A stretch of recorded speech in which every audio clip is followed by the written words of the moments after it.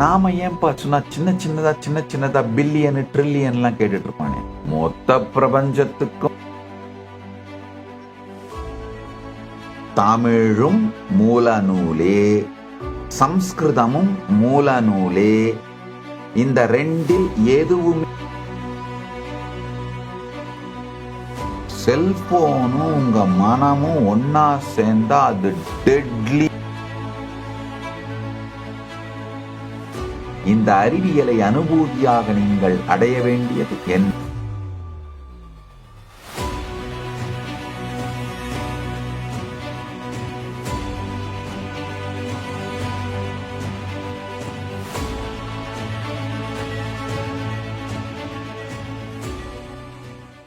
உங்கள் அனைவரையும் வணங்கி வரவேற்கின்றேன். ஆழ்ந்து கேளுங்கள். இன்று திருவிளையாடற் புராணம் ஞான சத்சங்க ஞான ரசவாத நிகழ்வின் 11ஆம் நாள், சித்திரை பெருவிழாவின் 6வது நாள்.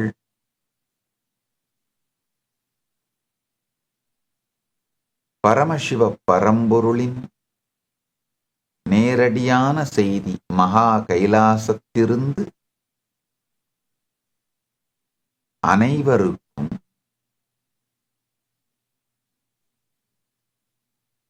உங்களுடைய காரண சரீரத்தை நீங்கள் விரும்புவது போல் மாற்றி அமைப்பது மிகவும் எளிது என்பது புரிந்து விடுமானால்,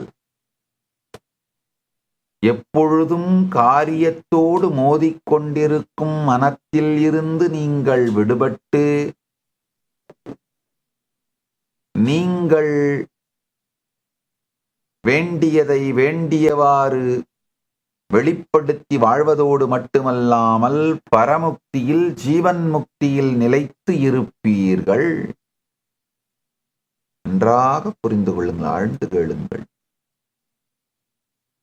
இன்னைக்கு இந்த 4 சாஸ்திரங்களை பற்றி ஒரு அறிமுகம் கொடுத்து விட்டு இந்த 4 சாஸ்திரங்களின் மூலமாக இந்த சத்தியத்தை உங்களுக்கு சொல்ல புரிய வைக்கப் போகின்றேன். முதல்ல ஐத்ரேயோபனிஷத்து, ஐத்ரேயோபனிஷதம் முதல்ல. 2வது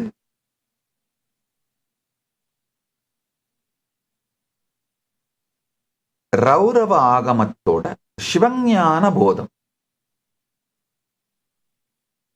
ரௌரவ ஆகமத்தினுடைய சிவஞான போதம் தமிழ்ல மெய்கண்டார் சிவஞான போதம்னு சூத்திரங்களா 12 சூத்திரங்கள் கொடுத்திருக்காரு.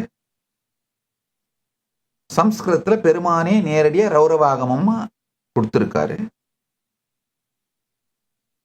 அடுத்து உன்மத்த பஞ்சதசி, ரொம்ப அருமையான ஒரு நூல், ஒரு ஸ்லோகம். ஆத்மார்ப்பணஸ்துதின்னு அது சொல்வாங்க, உன்மத்த பஞ்சதசின்னு அதை சொல்வாங்க. இந்த 4 சாஸ்திரங்களை பற்றி ஒரு சிறிய அறிமுகம் கொடுத்துடுறேன். அதாவது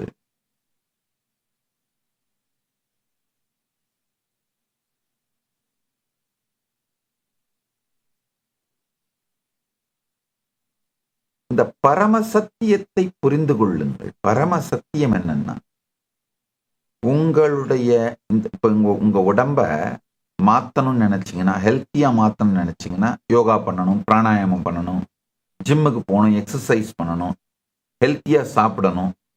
இதுக்கு எவ்வளவு வேலை இருக்கோ அதுல 10ல் 1 மடங்கு கூட உங்களுடைய காரண சரீரத்தை மாற்றுவதற்கு நீங்கள் போட வேண்டிய அவசியமில்லை.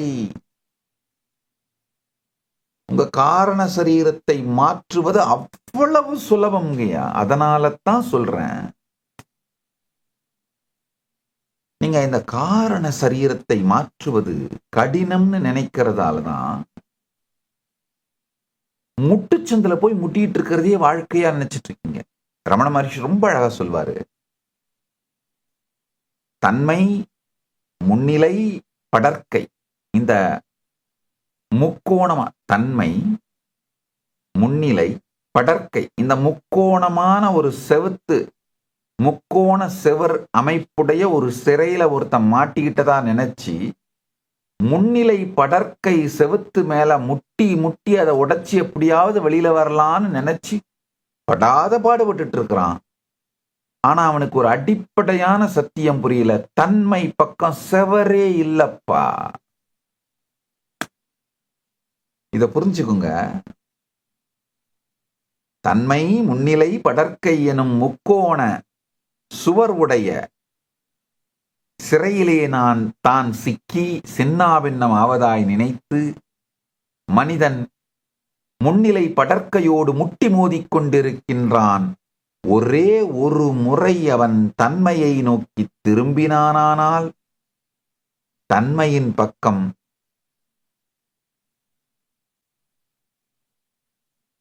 சுவரே இல்லை என்பது புரிந்துவிடும்.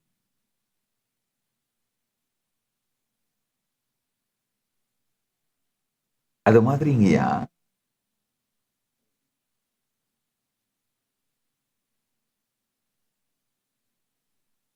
காரண சரீரத்தை மாற்றுவது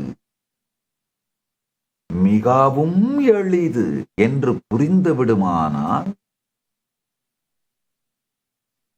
காரிய சரீரமான முன்னிலை படற்கையின் மீது முட்டிக்கொண்டு நிற்காமல் தன்னிலை நோக்கி திரும்பி செய்ய வேண்டியது அனைத்தையும், வெளிப்படுத்த வேண்டியது அனைத்தையும், விளக்க வேண்டியது அனைத்தையும், வாழ வேண்டியது அனைத்தையும் காரண சரீரத்திற்குள் செய்து வைப்பீர்கள். இன்னொரு முக்கியமான விஷயம் புரிஞ்சுக்கோங்க.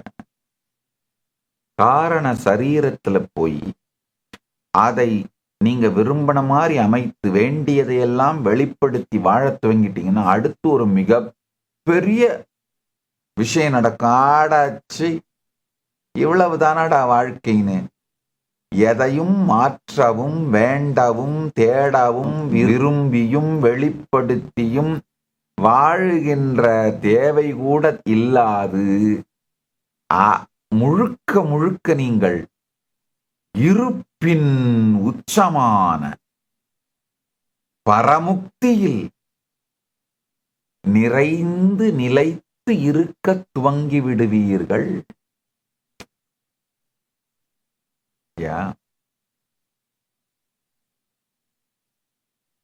முதல்ல போய் உங்க காரண சரீரத்துல வறுமை அப்படிங்கறத அழிச்சிட்டு ஒரு $1 பில்லியன் இல்ல 10,000 கோடின்னு எழுதி வைப்பீங்க.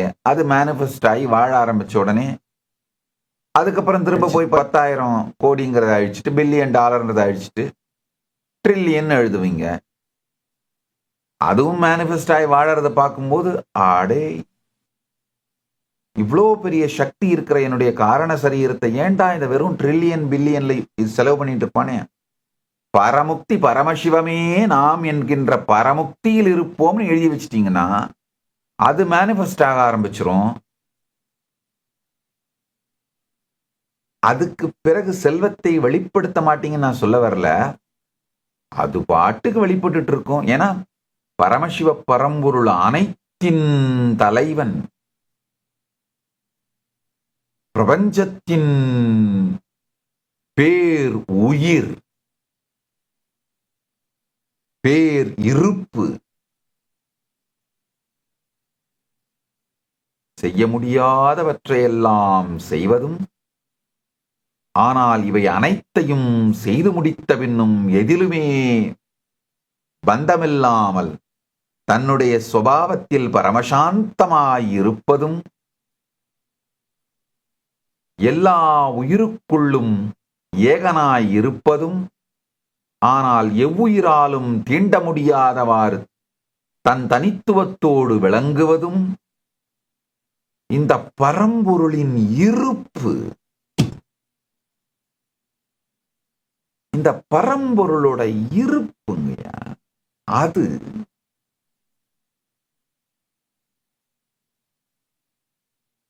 உங்கள் காரண சரீரத்திற்குள் மலர்ந்து விடும். அதை மலர வைக்கிறதுக்கு இந்த கல்பத்தரு அறிவியல் மிகப்பெரிய உதவி பண்ணுங்கய்யா. நீங்க உங்க காரண சரீரத்தை மாற்றி எழுதி அதன் காரணத்தாலே உங்களுடைய நிஜ வாழ்க்கை மாறுவதை புரிந்து கொண்டீர்களானால், அனுபவிக்க துவங்கினீர்களானால், அடுத்தது இதுதான் நடக்கும்.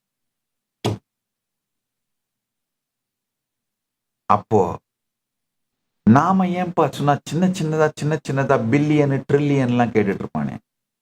மொத்த பிரபஞ்சத்துக்கும் சகலத்துக்கும் இருப்பது இல்லாதது வியக்தம் அவ்யக்தம் அனைத்திற்கும் ஆதி மூல பரம்பொருளாய் இருப்போம்னு காரண சரீரத்துல போய் எழுதி வச்சிட்டீங்கன்னா அப்படியே இருப்பீங்க. அவ்வளவுதான். அது மேனிஃபெஸ்ட் ஆக ஆரம்பிச்சிரும். நன்றாய் புரிந்து கொள்ளுங்கள். ஒரு குழந்தை அம்மான்னு மழலை மொழியிலே அழைப்பதற்காக தாய் எப்படி காத்து கொண்டிருக்கிறாளோ, அழைத்தவுடன் எப்படி ஓடோடி தாய் குழந்தையை தூக்கிக் கொள்கிறாளோ, அதே போல உங்களால் புரிந்து கொண்ட அளவிற்கு, நீங்கள் புரிந்து கொண்ட அளவிற்கு, உங்களால் இயன்ற அளவிற்கு காரண சரீரத்திலே நீங்களே பரமசிவ பரம்பொருளின் வடிவம்னு எழுதுனீங்கன்னா போதுங்க. அவர் உடனே வந்து தூக்கி பாருங்க.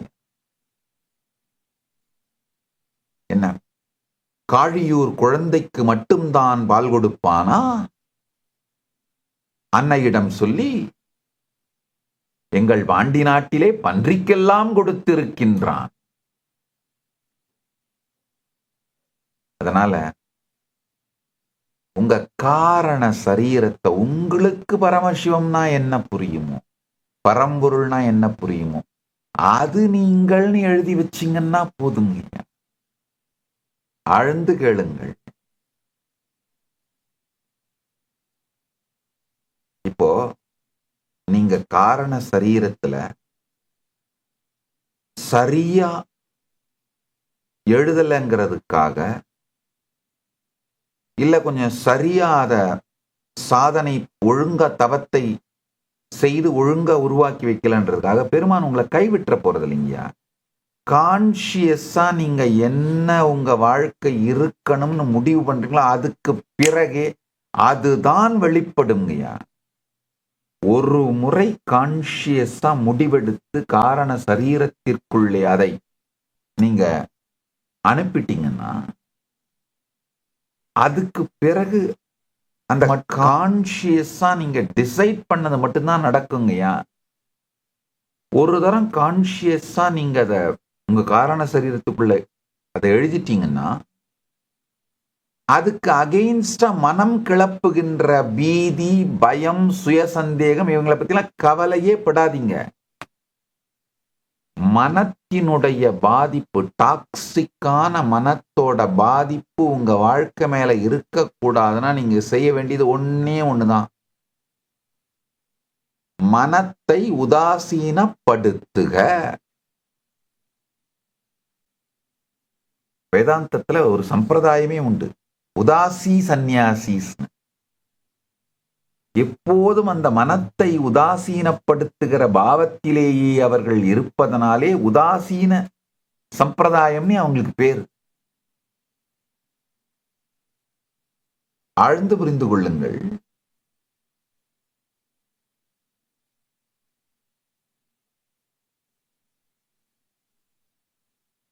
இந்த 4 நூல்கள் இன்னைக்கு நான் யூஸ் பண்ண போறேன். ஐத்ரேய உபனிஷத், சிவஞான போதம், ரௌரவ ஆகமத்திலே இருக்கின்ற சம்ஸ்கிருத சிவஞான போதம், சம்ஸ்கிருத மூலம் சிவஞான போதம், தமிழிலே இருக்கின்ற மெய்கண்டார் அருளிய சிவஞான போதம். இப்போ இதுல இன்னொரு பிரச்சனை, நிறைய பேர் சம்ஸ்கிருத ரௌரவாகமத்தோட மொழிபெயர்ப்பு தான் இந்த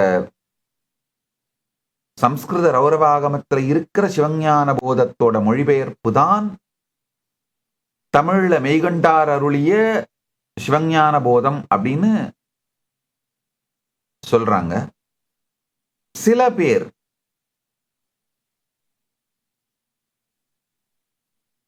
இல்ல இந்த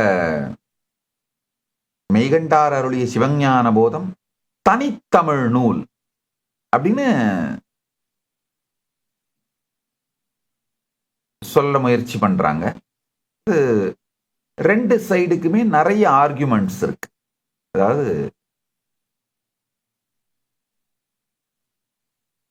சிவாக்கிர யோகி, 16ஆம் நூற்றாண்டுல வாழ்ந்த சிவாக்கிர யோகி, சம்ஸ்கிருத சைவ மரபோட மாமேதை. அவர் சிவஞான போத சங்கிரக பாஷ்யம்னு எழுதியிருக்காரு. அதுல சம்ஸ்கிருத சூத்திரங்களே பரமசிவனால் நந்திக்கு அருளப்பட்ட மூல விதை என்றும் பின்னர் மெய்கண்டாரை சென்றடைந்தது என்றும் விளக்கிறாரு. கே சிவராமன் சைவிசம் இன் பிலசாபிக்கல் பெர்ஸ்பெக்டிவ்னு அவர் ஒரு நூல்ல அவர் என்ன சொல்ல வர்றார், படைப்பாற்றல் மிக்க விரிவாக்கம் அப்படின்னு சொல்றாரு. ஆனாலும் அதோட மைய தர்க்க அமைப்பு, லாஜிக் ஃப்ளோவும் சூத்திர வடிவமும் சம்ஸ்கிருத ஆகம மரபிலேயே வேரூன்றி இருக்கிறதுனால வேத ஆகமத்தையே பிரதமம்னு அங்கீகாரம் பண்றாரு. வி ரமண சாஸ்திரி அதே மாதிரி 20ஆம் நூற்றாண்டுல ரொம்ப முக்கியமான ஒரு ஆய்வாளர் வி ரமண சாஸ்திரி. அவரும் என்ன சொல்றாரு, ரௌரவ ஆகமத்துல காணப்படுகிற சம்ஸ்கிருத வடிவம் 13ஆம் நூற்றாண்டு தமிழ் நூலுக்கு முந்தையது அப்படிங்கிறதுனால இது ஆகம ஞானத்தை தமிழர்களுக்கு கொண்டு சேர்க்கும் உயர்ந்த மொழிபெயர்ப்புன்னு சொல்றாங்க. அடுத்து இந்த பக்கம் இது சிவஞான போதம் மெய்கண்டாருடைய அசல் தமிழ் நூல், இது தமிழிலேயே எழுதப்பட்ட மூல நூல்னு ஒரு குறிப்பிட்ட அறிஞர்கள் சொல்றாங்க. மீனாட்சி சுந்தரம் பிள்ளை மகாவித்வான் அவங்க இந்த நூல்ல தனிப்பட்ட தர்க்க அமைப்பும் உதாரணங்களின் பயன்பாடும் தொல்காப்பியம் போன்ற தமிழ் இலக்கண மரபும் தத்துவ மரபுகளும் இருக்கிறதுனால இது வேற ஒரு நூலோட மொழிபெயர்ப்பு இல்லை, இது தனி நூல்னு சொல்றாரு. அதே மாதிரி தனித்தமிழ் இயக்கம் கண்ட அந்த மறைமலை அடிகளார் அவரும் அதே மாதிரிதான் இது சைவ சித்தாந்தமே ஒரு திராவிட தத்துவம்ன்ற லெவலுக்கு போய் ரௌரவ ஆகமத்தில் இருக்கிற சம்ஸ்கிருத பாடல்களே பிற்சேர்க்கைன்னு சொல்லி விட்டுறாரு. அவரு தமிழுடைய மெய்கண்டாருடைய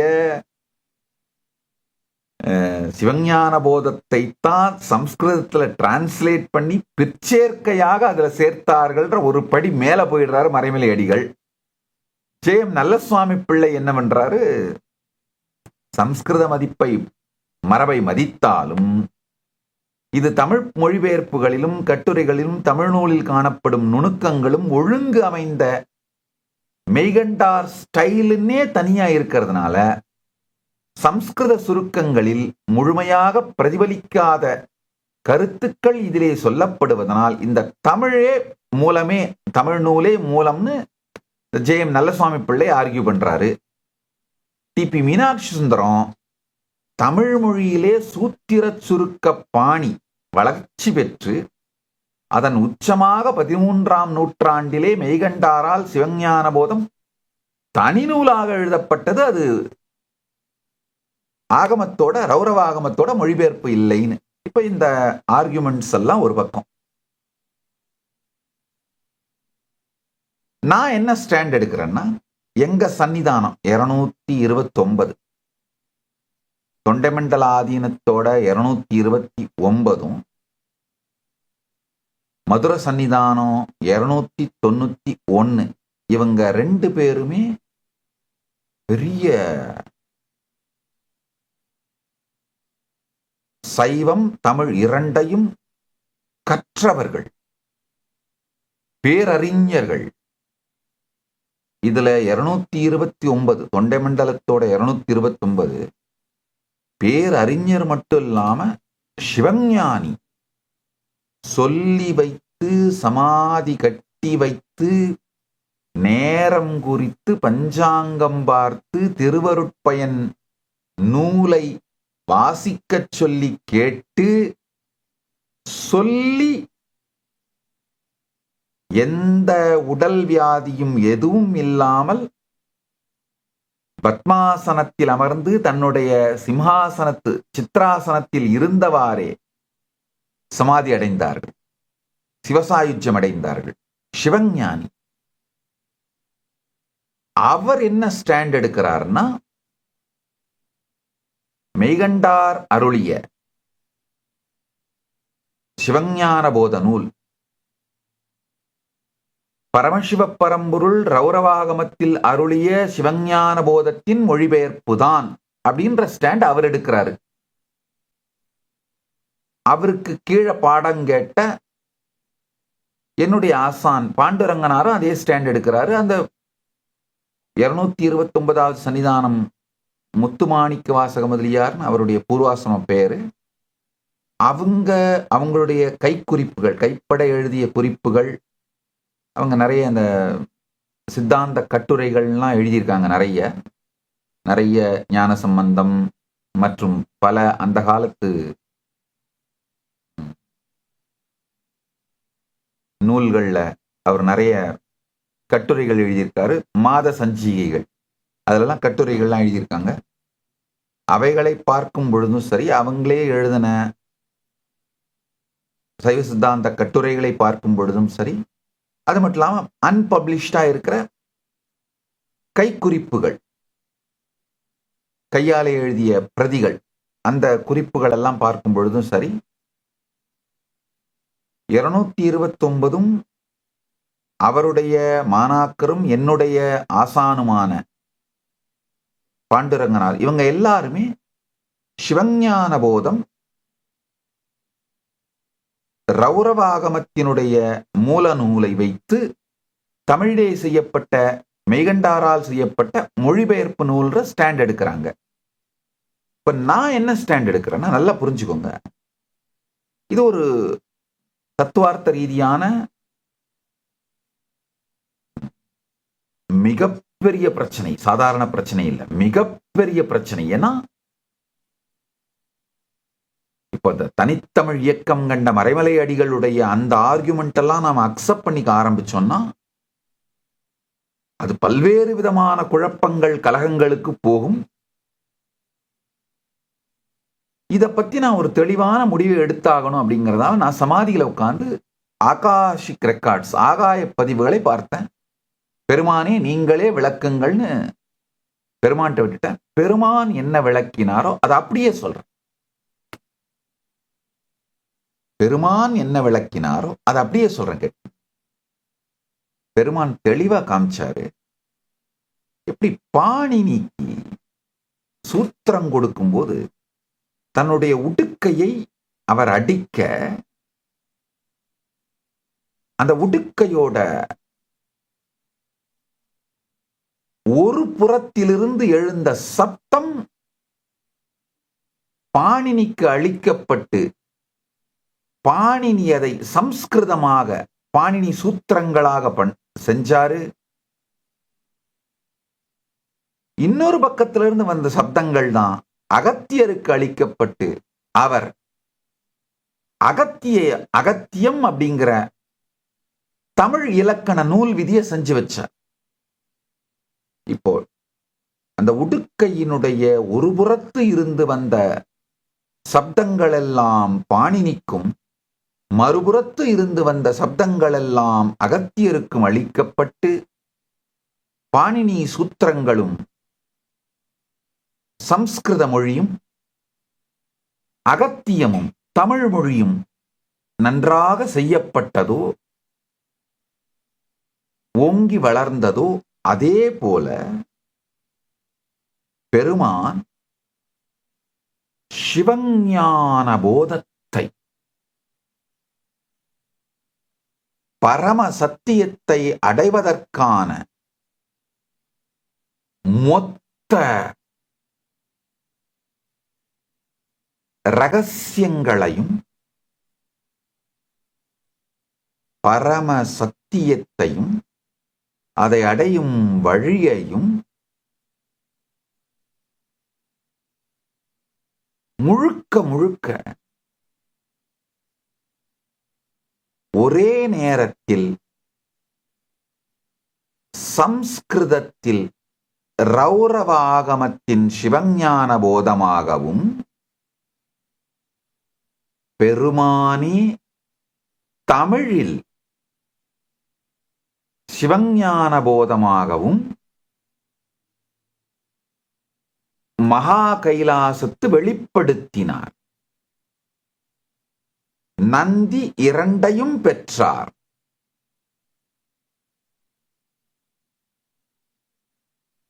நந்தியின் பரம்பரையில் வந்த சத்தியஞான தரிசினிகள்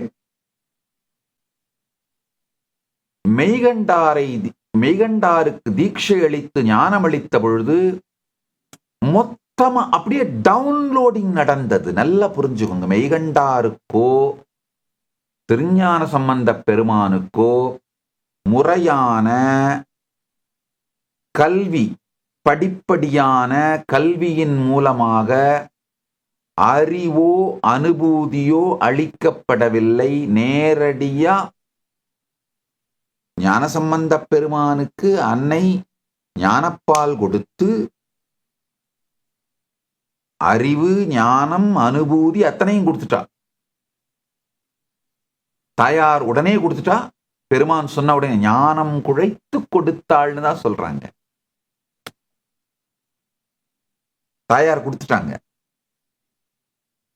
இங்க மெய்கண்டாருக்கும் சத்தியஞான தரிசினிகள் ஆகாச மார்க்கமாக வந்து மெய்கண்டாருக்கு தீட்சை செய்து, தீட்சை அளித்து, சக்திபாதம் சக்தினிபாதம் அளித்து உபதேசம் அளிக்கும் பொழுதே மொத்த ஞானத்தையும் கொடுத்துறார். அதாவது புலன்களாலே சேர்த்து படித்து கற்று அறிந்து தேர்ந்து தெளிந்து அது மாதிரி எந்த தேவையும் இல்லாமல் அப்படியே டவுன்லோட் ஆயிடுச்சு. அறிவும் ஞானமும் அனுபவமும் அனுபூதியும் அத்தனையும் டவுன்லோட் ஆயிடுச்சு. அதனால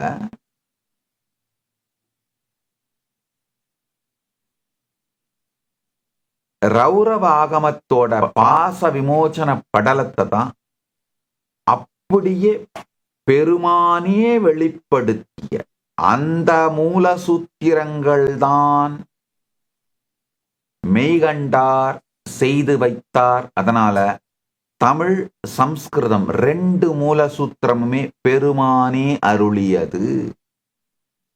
எப்படி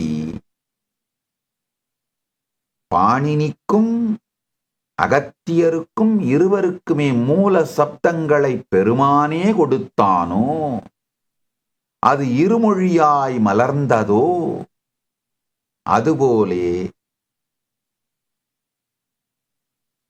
நந்திக்கு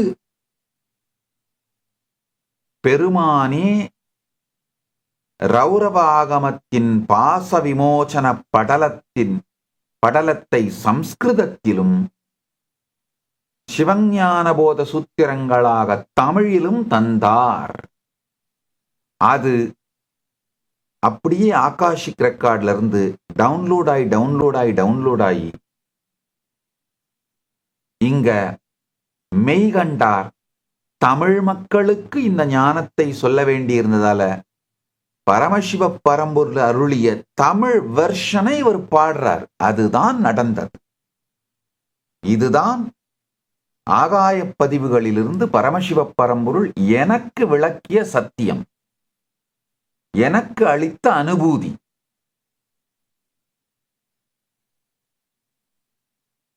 இதுதான் நான் எடுக்கிற ஸ்டாண்ட். நல்லா புரிஞ்சுக்குங்க.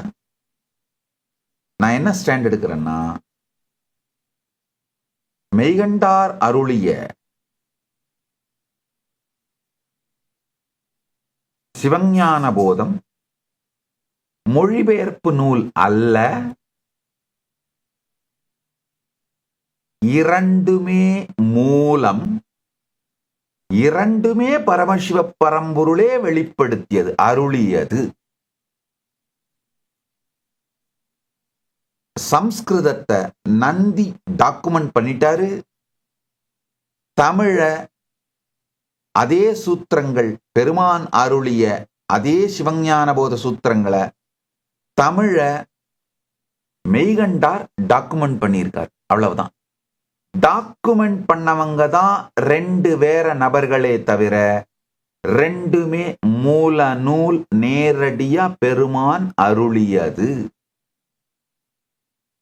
தமிழும் மூல நூலே, சம்ஸ்கிருதமும் மூல நூலே. இந்த ரெண்டில் எதுவுமே ஒன்னுத்த ஒன்னோட டிரான்ஸ்லேஷன் கிடையாது.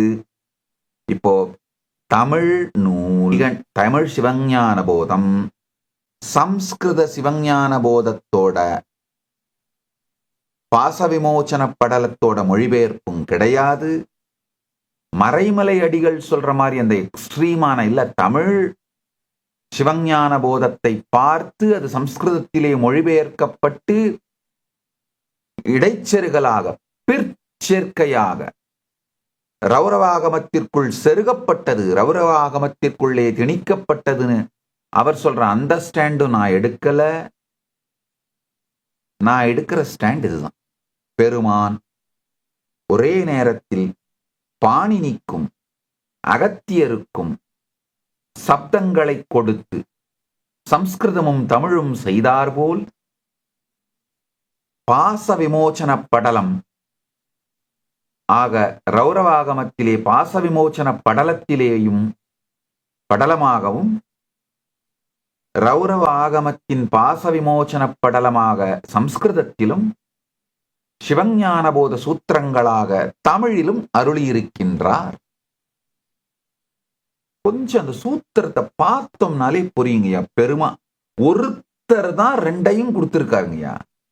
அவன் அவள் அது எனும் அவை மூவினைமையின் தோற்றிய திதியே ஒடுங்கி மலத்துளாம் அந்தம் ஆதி என்மனார் புலவர் அவையே தானே ஆயிரு வினையின் போக்கு வரவு புரிய ஆனையின் நீக்கம் இன்றி நிற்கும் அன்றே.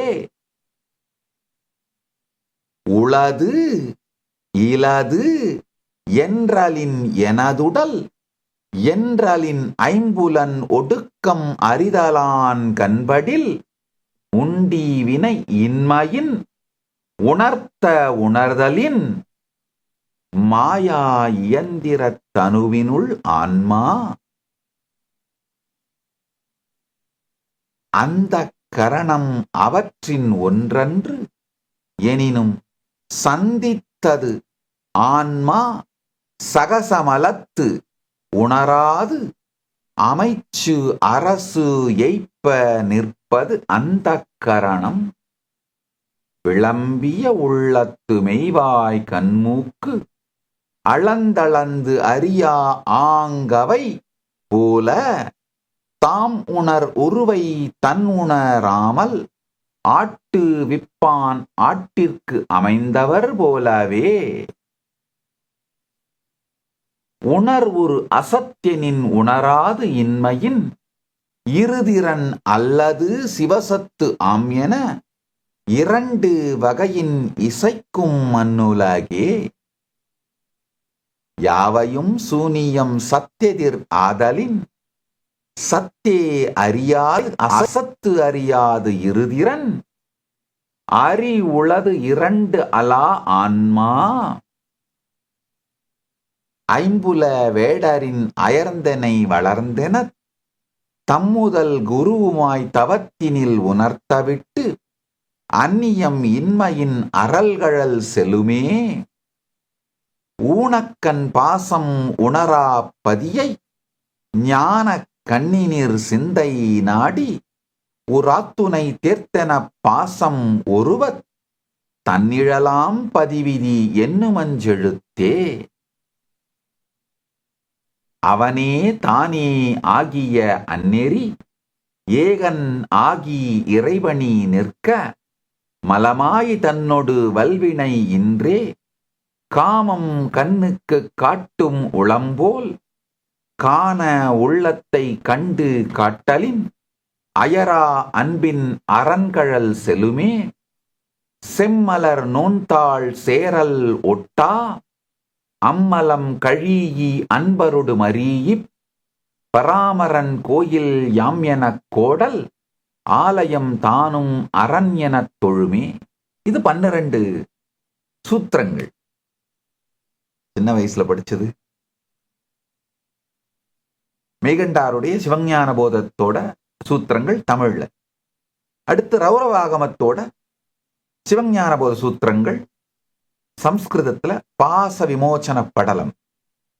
ஸ்திரீ பும் நபும்சக ஆதித்வாத் ஜெகதக்காரிய தர்ஷனாத் அஸ்தி கர்த்தா ச ஹிருத்வா ஏதத் ஸ்ருஜதி அஸ்மாத் பிரபுஹரஹ அன்ய சன்வியாப்தித அனன்யஹ கர்த்தா கர்ம அனுசாரதஹ கரோதி சம்ஸ்மிருதிம் பும்சாம் ஆஞ்ஞயா சமவேதயா ந இதி இதி த்யக்த்ருத தத்ஸ்யாத் தேஹே அகம் மமதீஹி ததாஹ கரணானாம் அபாவே அபிசஹ போதாத் ஸ்வஸ்ய ச அஸ்தி அனுஹு ஆத்மா அந்தக்கரணாத் அன்ய அபி அன்விதஹ மந்த்ரீ பூபவத் அவஸ்தா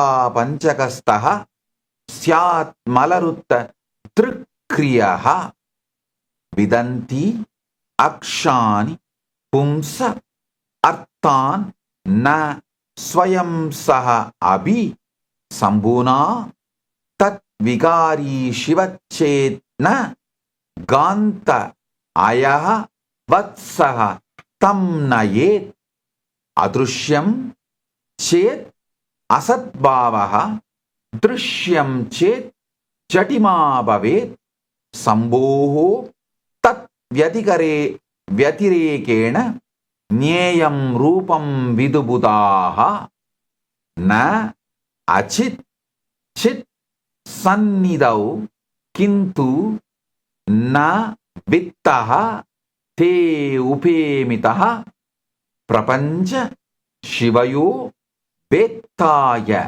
ச ஆத்மாதயோ பிருதக் ஸ்தித்வா சஹ இந்திரிய வியாதைஹி ஸ்வாம் ந வேத்சி இதி போதிதஹ முக்த்வா ஏதான் குருணா அனன்யஹ தன்ய பிராப்னோதி தத்பதம் சக்ஷுஷா திருஷ்யதே யத் வத் தத் வத் ஆத்மானம் ஈஸ்வரம் ஞானேன பஷ்யதி ஸ்வஸ்தஹ மந்த்ராபியாசேன ச த்யஜேத் சதா சிவஹ ததா ஆத்மானம் பாவயேத்ய து தத் கதஹ தத் ஆஞ்ஞாவசதஹ ச ஸ்யாத் மலருத்த தருக்ரியஹ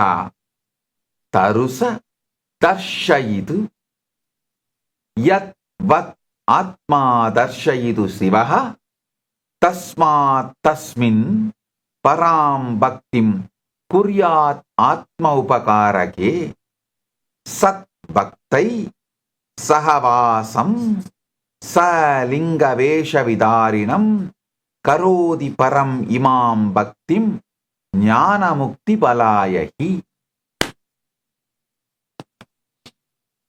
ஆழ்ந்து கேளுங்கள்.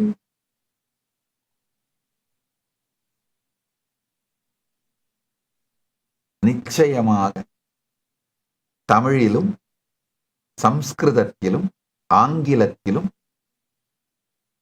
நீண்ட நெடிய அருமையான மகாபாஷ்யம், மொழிபெயர்ப்பும் மகாபாஷ்யமும் இந்த 2 நூலுக்கும் செய்து வைக்கிறேன் என்று உங்களுக்கு வாக்களிக்கின்றேன். ஏன்னா ஏற்கனவே குறிப்புகள் எல்லாம்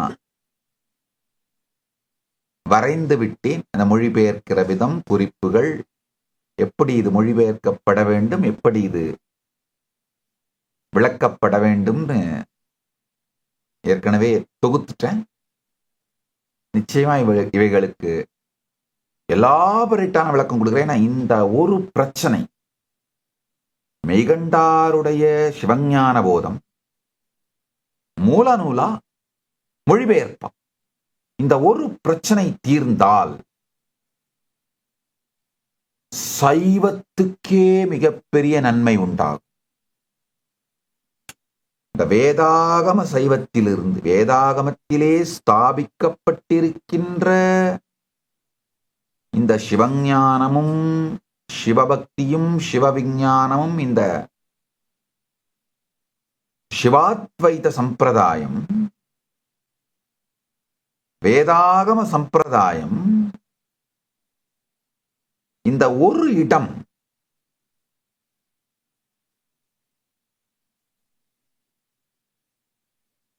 இந்த ஒரு பிரச்சனை, சிவஞான போதம் சம்ஸ்கிருதத்தின் மொழிபெயர்ப்பா அல்லது தமிழில் எழுதப்பட்ட தனி நூலா, இந்த ஒரு பிரச்சனை தீர்ந்தால் இதை சார்ந்து எழுந்திருக்கும் பலாயிரக்கணக்கான பிரச்சனைகள் அடிப்படை இல்லாமல் போய்விடும். அதனால்தான் பெருமான்கிட்ட கேட்ட, பெருமானே இந்த ஒரு பிரச்சனையை தீர்த்து விடுங்கள். பெருமான் தெளிவாக காட்டினார். அதனால் நான் தெளிவா சொல்றேன், கேட்டுக்கோங்க. நான் முதல்ல இதை எப்படி இதை அப்ரோச் பண்றேன்னா, மக்களுடைய அனுபூதி எது நல்லது, பரமாத்வைதத்தோட போக்கு, நோக்கம், தேவை எல்லாமே மக்களுக்கு அனுபூதி கொடுக்கணும். அனுபூதி அப்படிங்கிற நோக்கத்திலிருந்து எது சரி அப்படின்னு தான் பார்க்க ஆரம்பிச்சேன். அதுக்கு பிறகு இது பெருமான் மட்டும்தான் தீர்க்க முடியும் அப்படின்னு தான் பெருமான்கிட்டே எடுத்து போய் கொடுத்துட்டேன். அவர் ரொம்ப அழகா தீர்த்து கொடுத்தார். சத்தியத்தை அப்படியே வெளிப்படுத்திட்டார். அகத்தியமும்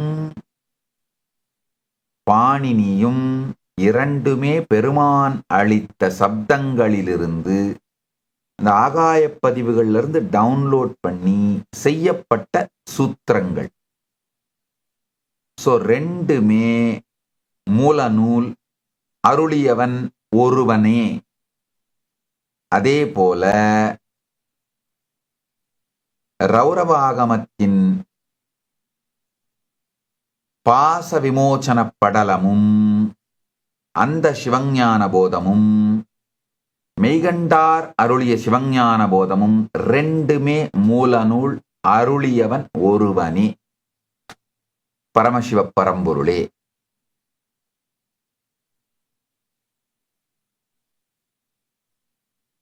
பெருமான் உருவாக்கி அந்த அளித்த சத்தியத்தை சம்ஸ்கிருதத்துல மேப் பண்ணி நந்தி டாக்குமெண்ட் பண்றாரு, தமிழ் மொழியில மேப் பண்ணி மெய்கண்டார் டாக்குமெண்ட் பண்றாரு. ரெண்டு மூலமுமே அருளியது பரம்பொருளே, பரமசிவ பரம்பொருளே. அதனால இரண்டுமே மூல நூல், இரண்டையுமே அருளியது பரமசிவ பரம்பொருள். இந்த ஸ்டாண்டு தான் நான் எடுக்கிறேன். இதுதான் பெருமான் எனக்கு அனுபூதியா காட்டினார். அதனால இந்த ஸ்டாண்டு நான் எடுக்கிறேன். இப்போ இதோட சத்தியங்களுக்குள்ள கொஞ்சம் நுழையும்.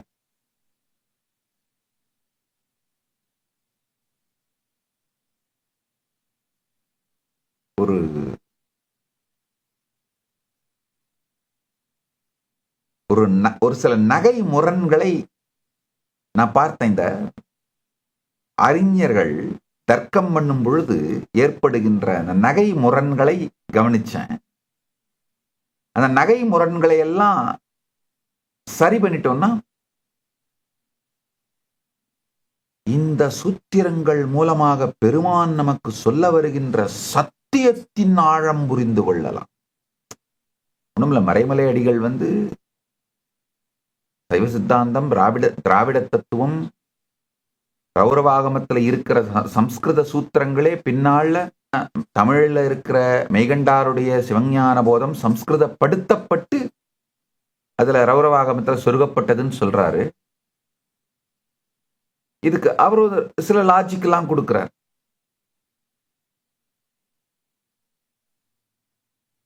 இது எல்லாத்தையும் ஆழ்ந்து பார்க்கும் பொழுது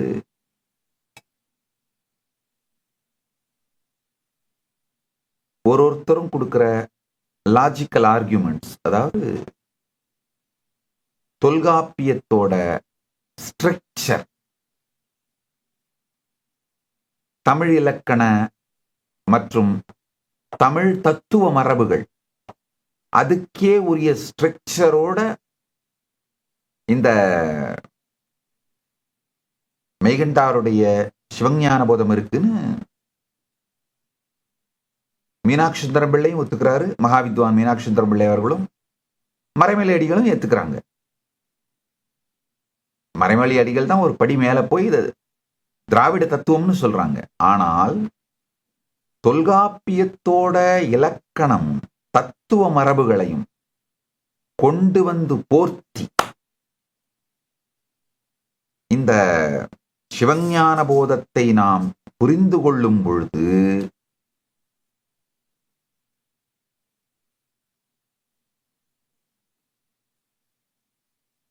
அது முழுக்க முழுக்க ஒரு பரமாத்வைத நூலாக விளங்குகின்றது.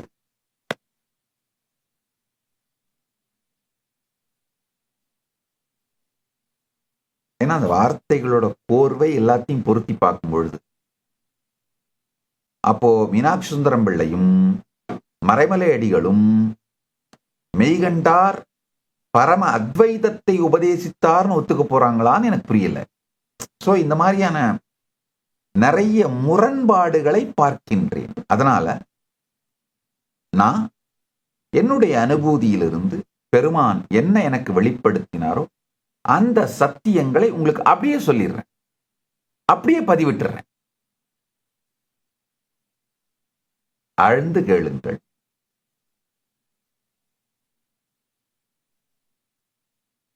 அடிப்படையாக ரௌரவாகமத்திலே பாச விமோச்சன படலமாக சம்ஸ்கிருதத்திலே பெருமான் அருளிய சூத்திரமும் தமிழிலே மெய்கண்டார் வழியாக வெளிப்பட்ட தமிழ் சிவஞான போத சூத்திரங்களும் இரண்டுமே பரமசிவ பரம்பொருள் தியானத்திற்காக நம்முடைய காரண சரீரத்திலே இதை எழுதி தியானித்து மனனம் செய்து நிதித்தியாசனம் செய்வதற்காகத்தான் வெளிப்படுத்தி இருக்கிறார் என்றது பரம சத்தியம். இன்டலெக்சுவலா அது எத்தனை புத்தகம் படிச்சு எத்தனை ஆராய்ஞ்சிங்கன்னாலும் உங்களுடைய முதிர்ச்சி அதிகமாக அதிகமாக இந்த சூத்திரத்தோட ஆழமான சத்தியங்கள் புரியும். அதுதாங்க இந்த ரெண்டோட அமைப்போட அருமைங்கய்யா. இது ஏன் பரமசிவ பரம்பொருளே அருளியதுன்னு நான் சொல்றேன்னா, என்னுடைய அனுபூதியில் பார்த்தது மட்டும் அல்லாதுங்கய்யா. ஒரு சாதாரணமா ஆரம்ப நிலை சாதகன் இந்த ரெண்டையும் படித்தால் எப்படி புரியுமோ அது ஒரு மாதிரி புரியும். கொஞ்சம் மனனம் செய்து சிந்தையால் ருசித்து புசித்து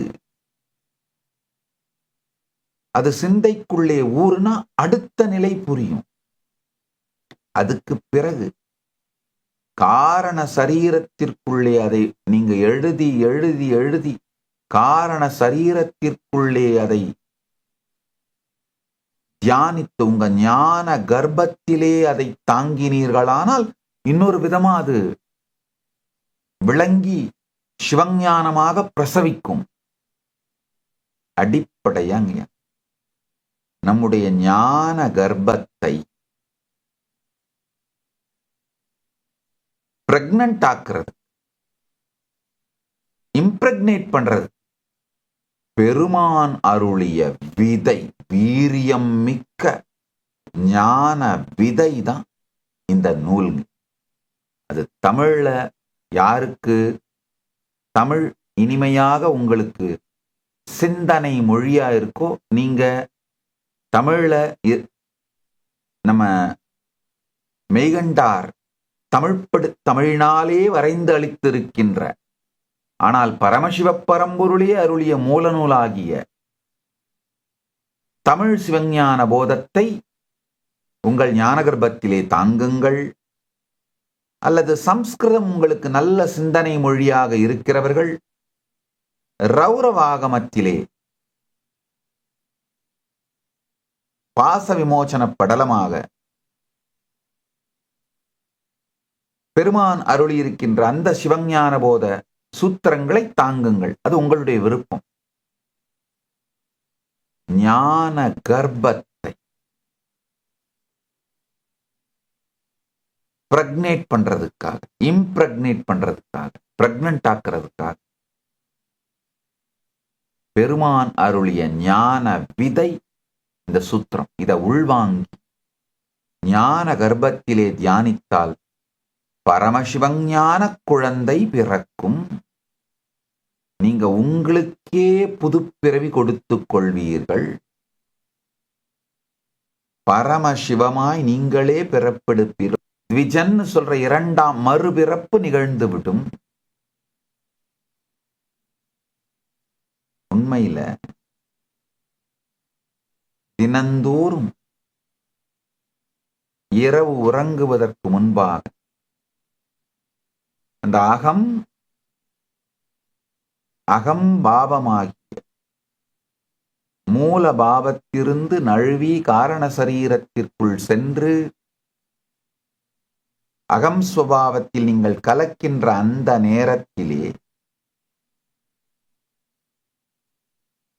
ரௌரவாகமத்து சிவஞான போதத்தையோ மெய்கண்டார் மூலமாக அருளப்பட்ட சிவஞான போதத்தையோ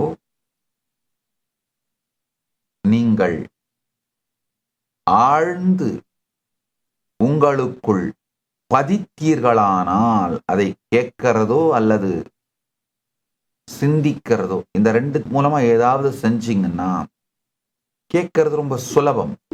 அதனாலதான் இன்னைக்கு முழுசா சேன் பண்ணி கொடுத்துருக்கேன். இதை மட்டும் ஜஸ்ட் கட் பண்ணி வச்சுக்கிட்டு இந்த உறங்க போகும்பொழுது, காரண சரீரத்திற்குள் போகும்பொழுது அதை கேளுங்கள். கேட்டால் அது காரண சரீரத்திற்குள் சென்று பரமசிவ ஞானத்தை வெளிப்படுத்தும். இது மனனத்திற்காகவும் நிதித்தியாசனத்திற்காகவும் சொல்லப்பட்ட சூத்திரங்கள். வாக்கியார்த்த சதஸ் என்கின்ற பெயராலே வாத பிரதிவாதம் செய்து தர்க்க குதர்க்க வாத பிரதிவாதங்கள் செய்து கண்டன மண்டனம் செய்து கொள்வதற்காக இந்த சூத்திரங்கள் எந்த அளவுக்கு உபயோகப்படும், அதனால் இதனுடைய முழு பலன் அடையப்படுமா என்று எனக்கு தெரியவில்லை. ஆனால் ஸ்ரவண மனனம் செய்வதற்கு இந்த சூத்திரங்கள் மிக பெரிய உதவி என்பதனால் ஸ்ரவண மனனம் செய்யுங்கள். நிதித்தியாசனம் தானாய் நிகழ்ந்துவிடும். ஒரு சின்ன உதாரணம் சொல்றேன். அதாவது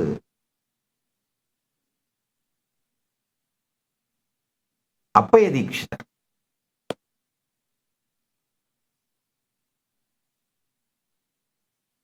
எவ்வளவு பெரிய அத்வைத ஞானி, அனுபூதி அடைந்த ஞானி. உன்மத்த பஞ்சசதி 51 பாடல்கள், ஆத்மார்ப்பண ஸ்துதின்னு சொல்லுவாங்க. உன்மத்த பஞ்சசதின்னு சொல்லுவாங்க.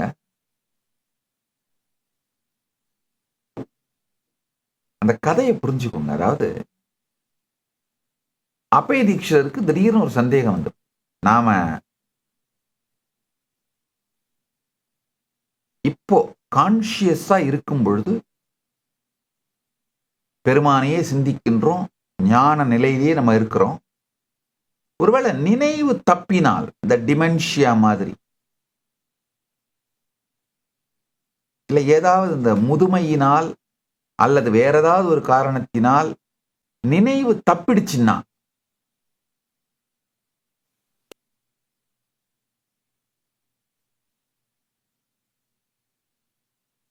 இதே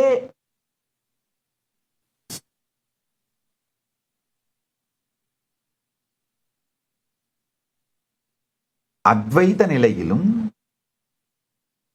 சிவசாயுஜ நிலையிலும் நம்முடைய உணர்வு இருக்குமா, இல்லை ஏதாவது தப்பி போய் வேற ஏதாவது நிலையில விழுந்துருவோமா அப்படின்னு அவருக்கு ஒரு சுய சந்தேகம் வந்துருச்சு. சரி, டெஸ்ட் பண்ணி பார்த்துடலாம் அப்படின்னு என்ன பண்றாரு,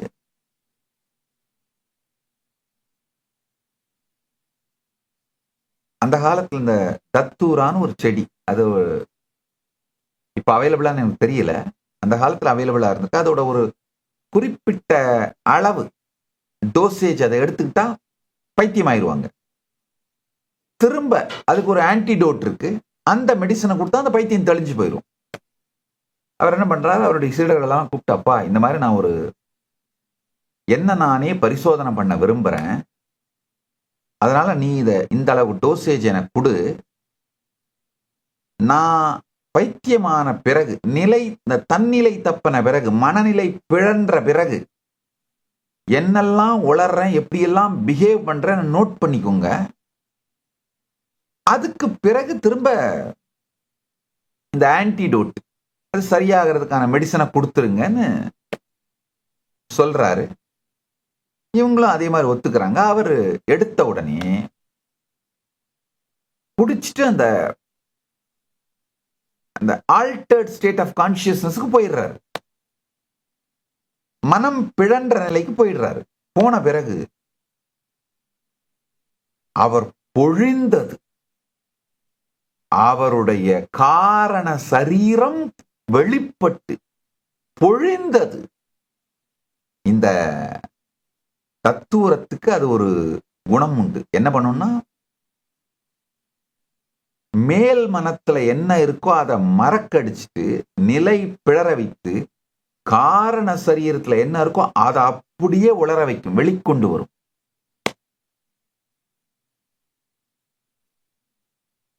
அப்ப தீட்சிதர் இந்த காரண சரீரத்துல என்ன இருக்கோ, உணர்வோட ஆழத்துல என்ன இருக்கோ அதை அப்படியே கொட்டுறாரு. அதுதான் 51 ஸ்லோகங்களாக ஆத்மார்ப்பண ஸ்துதின்னு சொல்லுவாங்க. உன்மத்த பஞ்சாசதி, பஞ்சதசின்னு ஒரு விதத்துல சொல்லலாம். ஏன்னா 5 + 10 51, அந்த விதத்துல பஞ்சதசின்னு சொல்லலாம். பஞ்சாசதிங்கிறது ரொம்ப சரியான வார்த்தை. பஞ்சாசதிங்கிறது சில நேரத்துல 15ஐயும் பஞ்சதசின்னு சொல்லுவாங்க. அதனாலதான் பஞ்சதசிங்கிற வார்த்தைய நான் உபயோகப்படுத்த விரும்பல. ஏன்னா ஆதிசங்கரர் எழுதிய மற்ற சில நூல்கள்லாம் பஞ்சதசின்னு சொல்லுவாங்க. பஞ்சதசின்னு இன்னும் சில நூல்கள் இருக்கு, அதெல்லாம் வெறும் 15 ஸ்லோகம் தான். நீங்க ஆனா 51 ஸ்லோகம், அதனால பஞ்சாசதின்னு சொல்றேன். எனிஹவ் 51 ஸ்லோகங்கள்ல அப்படியே பொழியறார். ஊமத்தை வகையில ஒரு இன்டர்னல் ஃபேமிலி பிளான்ட், ஊமத்தையே கிடையாது. தத்தூரா ஊமத்தையே கிடையாது. ஊமத்தையோட ஃபேமிலியில இன்டர்னல் இன்னொரு பிரிவு. எப்படி சுரக்காயில மல்டிபிள் பிரிவுங்க இருக்கு இல்லையா, உட்பிரிவுகள், அந்த மாதிரி அந்த சுரக்காய் குடும்பம் அப்படின்னு இருக்கு பாருங்க. அதே மாதிரி ஊமத்தை குடும்பத்துல தத்தூரா ஒரு பிளான்ட் பொழியிறாரு பாருங்க. அந்த நிலையில இருந்து அவருடைய காரண சரீரத்தை அப்படியே வெளிப்படுத்துறார் அப்பே தீட்சிதர். கஸ்தே போத்தும் பிரபவதி பரம் தேவதேவ பிரபாவம் யஸ்மாதித்தம் விவிதரசனா சிருஷ்டிரேஷா பபூவ பக்தி கிராஹ்ய துவமசி ததபித்வமாஹம் பக்தி மாத்ராத் ஸ்தோதும் வாங்யாம்யதி மகதிதம் சாஹசம் மே சஹஸ்வ. அப்படியே 51 ஸ்லோகத்தை பொழியிறார். ஷிக்யாதீனாம் அவயவதாம் நிச்சிதம் ஜன்மதாவத் தன்னாஸ்யேவ க்வச்சன கலிதம் பிரதிஷ்டானஹீனம் கர்த்ரதிஷ்டானஹீனம்.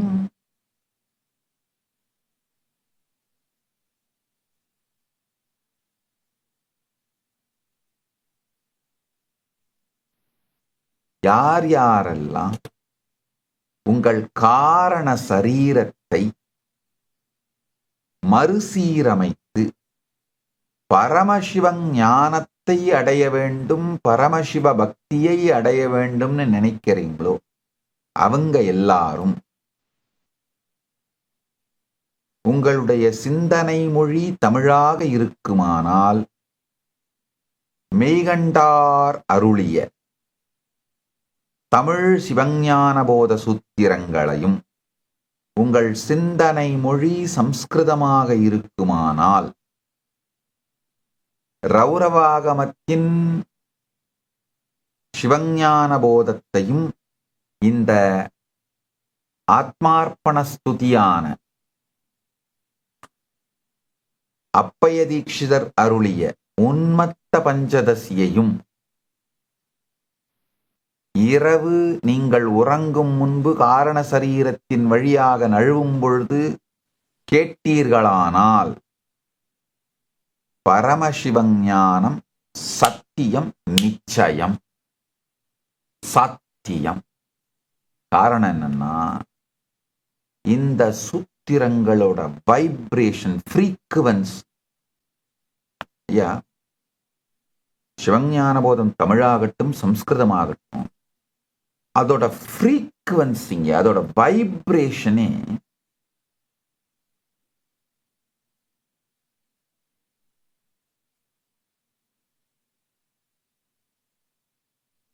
சிரவணம் செய்ய செய்ய, மனனம் செய்ய செய்ய நிதித்தியாசனமா மாறுங்க.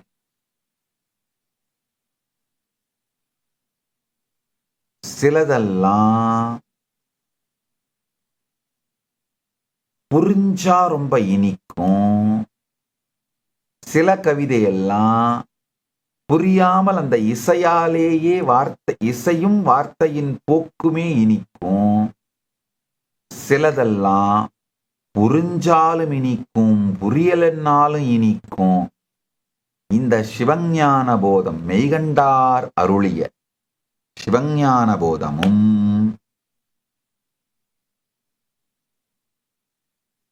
ரௌரவாகமத்தில் இருக்கின்ற சிவஞான போதமும் நந்தி மூலமாய் அருளப்பட்டதும் மெய்கண்டார் மூலமாய் அருளப்பட்டதும் ஆன இரண்டுமே புரிந்தாலும் புரியாவிட்டாலும் மனனிக்க மனனிக்க உணர்வே இனித்து பரமசிவ ஞானமாய் வெளிப்படும். அதனால புரிந்தாலும் நன்று, புரியாவிட்டாலும் நன்று, மனனம் செய்யுங்கள், மனனம் செய்யுங்கள். அது காரண சரீரத்திற்குள்ளே படிய வேண்டும்.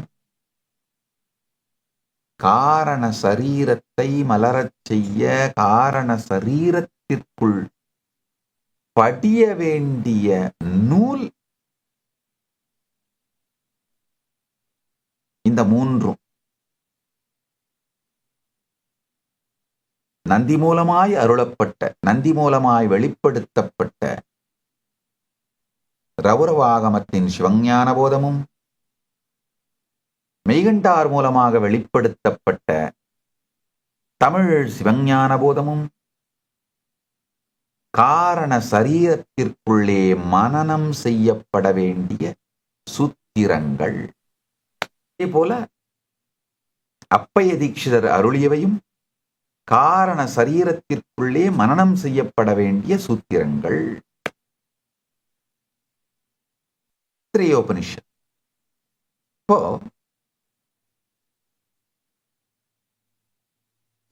யாருமே உங்ககிட்ட கேட்காத, நீங்களும் உங்ககிட்ட கேட்டுக்காத ஒரு ஆழமான கேள்வி.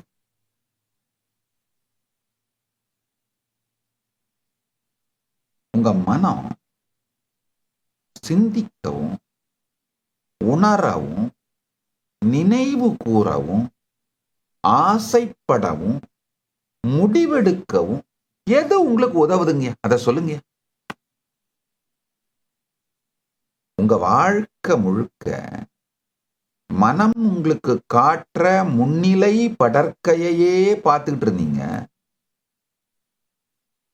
முடிவில்லாத எண்ணங்கள், உணர்ச்சிகள், endless distractions, endless thought currents. இப்ப மனம் கிரியேட் பண்றது போதாதுன்னு செல்போன் கிரியேட் பண்றது வேற. ஐயம்மா, செல்போனும் உங்க மனமும் ஒன்னா சேர்ந்தா அது டெட்லி காம்பினேஷன்.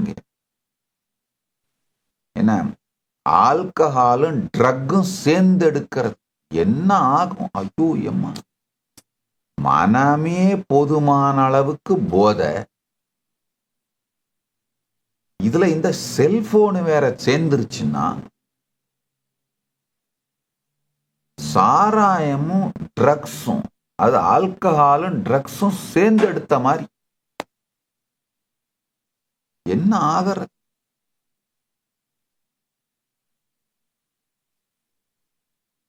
மனத்தால் காட்டப்படுவதையே பார்த்து கொண்டிருக்கின்ற நீங்கள்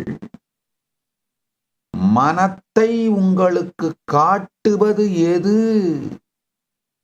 மனத்தை நீங்கள் எவ்வாறு பார்க்கின்றீர்கள்னு பார்க்காமலே விட்டுறீங்கயா. கேனோபனிஷத் இந்த மர்மத்தை தான் கேள்வி கேட்கிறது.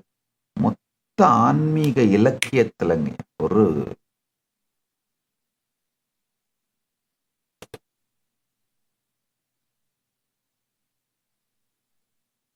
எத்தனை கோடி சூத்திரங்கள் ஆன்மீக இலக்கியம் சனாதன இந்து தர்மத்துக்கு சொந்தமானது இருக்குன்னு எனக்கு தெரியாதானா, மொத்த ஆன்மீக இலக்கியத்திலையும் இது மாதிரி ஒரு சக்தி வாய்ந்த பவர்ஃபுல்லான, நேரடியாக நம்முடைய சகல துக்கங்களையும் சகல பிரச்சனைகளையும் அழித்து தீர்வளிக்கக்கூடிய ஒத்த சூத்திரம் இன்னொன்னு நான் பார்க்கலைங்க.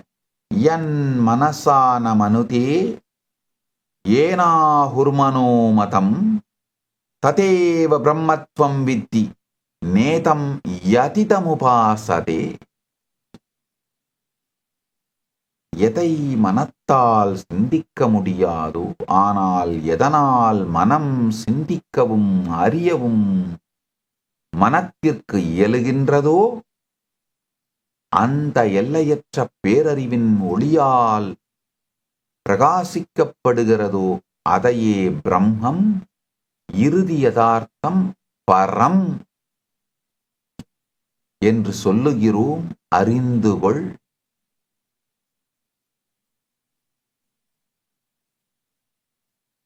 மக்கள் தேடுகின்ற எந்த வரையறுக்கப்பட்ட பொருளுமான முன்னிலை படற்கையால் தேடப்படுவது எதனாலும் இந்த மனம் பிரகாசிக்கப்படுவதில்லை. ஆழ்ந்து புரிந்து கொள்ளுங்கள். என் மனசான மனுதே ஏனா குருமனாமதம் ததேவ பிரம்மத்வம் வித்தினேதம் யதிதமுபாசதே. மனிதன் வெளியிலே முன்னிலையிலும் படற்கையிலும் தேடுகின்ற எதுவும்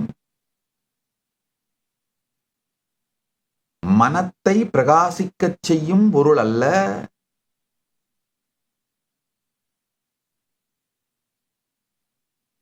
ஒரே ஒரு சூத்திரத்துல மொத்தத்தையும் உடைச்சு விட்டாங்க. மெட்டீரியலிசம்,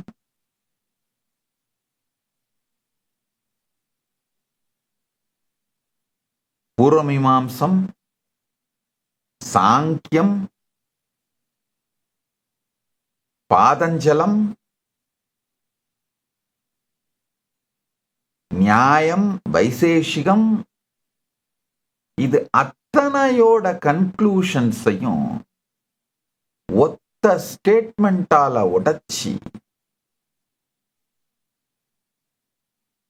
வேதாந்த பரமசத்தியத்தை பிரதிஷ்ட பண்ண முடியுதா? இந்த ஒரே ஒரு ஸ்லோகம், ஒத்த ஸ்லோகம் தான் கேனோபனிஷத்தோட ஒத்த ஸ்லோகம். அசாதாரணமான ஒன்று. சூரியன் வானத்தை பிரகாசிக்கச் செய்வது போலே உங்களுடைய மனத்தை பிரகாசிக்கச் செய்யும் மூலத்தை, அதாவது உங்களுடைய எண்ணங்கள், உணர்ச்சிகள், நினைவுகள், உங்க அனுபவத்தோட மூலம் என்ன? உங்கள் எண்ணங்கள், உங்க உணர்ச்சிகள், உங்க நினைவுகள், உங்க அனுபவங்கள், இது எல்லாத்தோட மூலம் என்ன? உணர்ச்சிகள், எண்ணங்கள், நினைவுகள் உங்கள் அனுபவத்தின் மூலம் கிடையாது. உங்கள் அனுபவங்களுக்கு உங்கள் நினைவுகள், எண்ணங்கள், உணர்ச்சிகள் மூலம் கிடையாது. உங்க எண்ணங்கள், உணர்ச்சிகள், நினைவுகள், அனுபவங்கள், இது எல்லாவற்றுக்கும் மூலமாக இருக்கின்ற மாறாத விழிப்புணர்வுக்குள் தோன்றுகின்ற ஒளியூட்டப்பட்ட உள்ளடக்கம், அதோட மூலம் என்ன?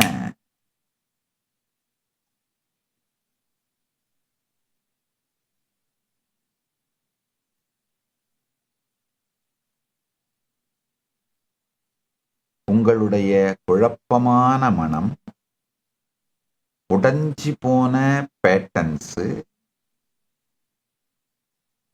இது எல்லாத்தையும் ஆழ்ந்து பார்த்தீங்கன்னா உண்மையில 16 தனித்தனியான பெயரிடப்பட்ட ஃபேக்கல்டிஸ், தனித்தனியான பெயரிடப்பட்ட திறன்களோட ஒரு நுட்பமான அமைப்பு தாங்க அவங்க மனம்.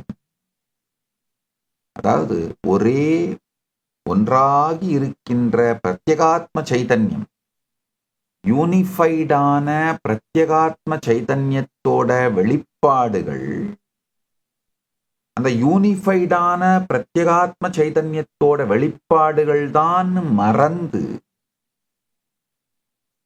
தனித்தனியா இயங்கும் பொழுது முன்னிலை படற்கையின் மீதே தன் மூலத்தை சாற்றிக் கொள்வதற்கான முயற்சியை எடுக்கின்ற, அதுதாங்க உலகாயுதம், மெட்டீரியலிசம்.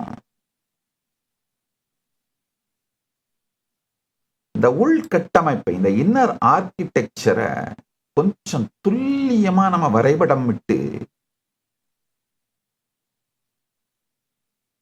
முழுமையற்ற இன்கம்ப்ளீட் எக்ஸ்பீரியன்ஸால் அது எப்படி செதறுதுன்னு புரிஞ்சுக்கிட்டு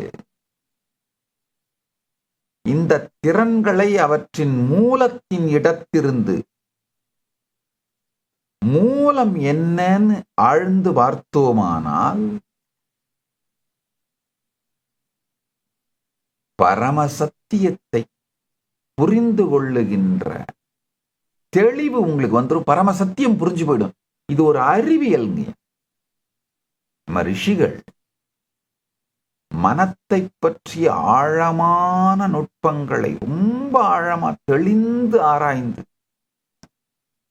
அந்த உள் உலக அறுவை சிகிச்சை சர்ஜிக்கல் பிரிசிஷனோடங்க, சர்ஜிக்கல் பிரிசிஷன் சொல்லுவாங்களே, அறுவை சிகிச்சை பண்ணும் பொழுது பண்ற அந்த துல்லியம், அந்த சர்ஜிக்கல் பிரிசிஷனோட உள் உலகத்தை தெளிந்து இந்த 16 விதமா பிரித்து இந்த 16 குறிப்பிட்ட பெயரிடப்பட்ட இந்த செயல்பாடுகளா மேப் பண்ணிட்டாங்க. இந்த 16 செயல்பாடுகள் புரிஞ்சுதுன்னா ஒவ்வொரு சைத்தன்யமும் யதார்த்தத்தை அனுபவிக்கும் தனித்தனியான ஒரு கருவியா செயல்படுது.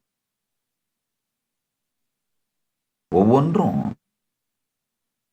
சைதன்யத்தை, இருப்பை அனுபவிக்கின்ற தனித்தனியான கருவியா செயல்படுது. ஐத்திரேய உபனிஷத்தோட இந்த ஆழமான சூத்திரத்துல அவங்க தங்களுடைய தெளிந்த அனுபூதிய கண்டுபிடிப்பை பதிவு பண்ணி வச்சிருக்காங்க.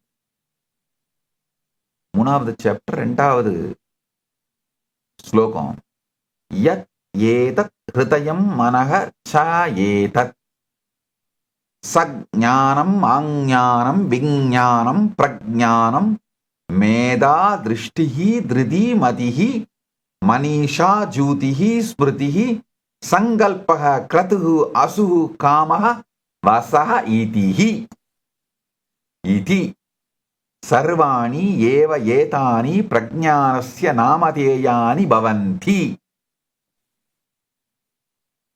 சஞானம் ஆஞானம் விஞ்ஞானம் பிரஜானம் மேதா திருஷ்டிஹி திருதிஹி மதிஹி மனிஷா ஜூதிஹி ஸ்மிருதிஹி சங்கல்பஹ க்ரதுஹு ஆசுஹு காமஹ வாசஹ இதி சர்வாணி ஏவ ஏதானி பிரஞானஸ்ய நாமதேயானி பவந்தி. இந்த ஸ்லோகம் என்ன சொல்லுது? இந்த 16 சைதன்யத்தோட 16 திறன்கள், 16 கெப்பாசிட்டிஸ் ஆஃப் சைதன்யா என்ன? இதை பற்றி நீண்ட நெடிய தெளிந்த விளக்கமும் புரிதலும் பெற்றால் காரண சரீரத்தை மாற்றி நம் வாழ்க்கையை நாம் விரும்பியவாறு வெளிப்படுத்தி வாழ்வது உங்கள் இயல்பாக மாறிவிடும்.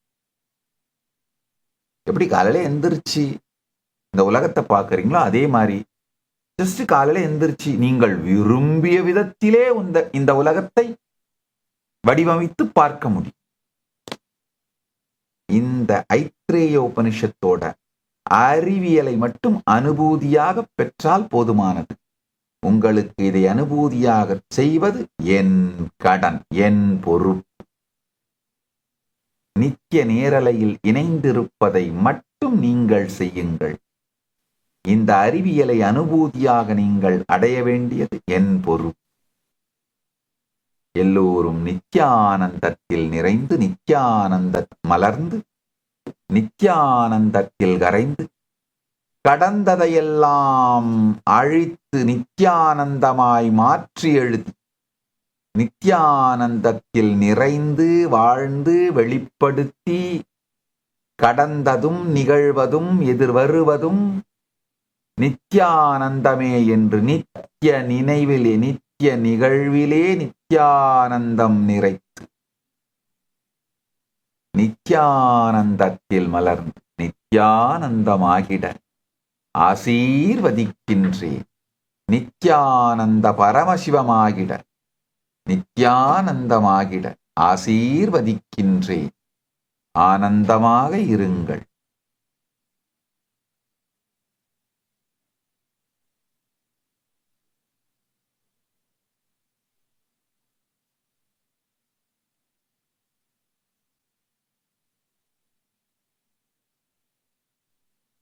Blessings.